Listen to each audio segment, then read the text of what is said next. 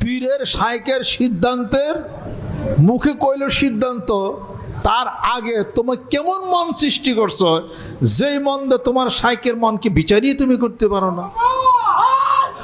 তোমার সেই মন হৃদয় দেয়, তার হৃদয় কি চাইতেছে তা বিচার করে তুমি যদি কাজ করতে পারো তবে বোঝা যাবে তুমি হানাফি শাইখ হইছো। হানাফি শাইখ মানে কি, তোমার শাইখ জর্দা খেলে তুমি জর্দা খাইবে, তোমার শাইখ প্রেশার ওষুধ খেলে তুমি প্রেশার ওষুধ খাইবে।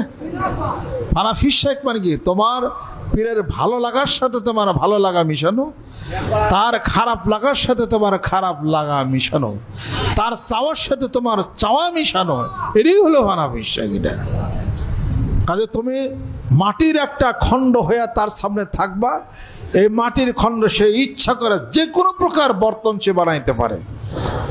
তোমারে কাঠ তোমাকে সিরাই করতে পারে, করার দেয়া সিরাই করবো, তোমার রান্দা দেবো, আতর দেব বাইরেইব, বাইরে পরে তোমাকে ঠিকঠাক করে তার কাটা লাগায়া সুকেশ বানাবে তোমারে, এবার তোমার দাম মূল্য হয়ে যাবে।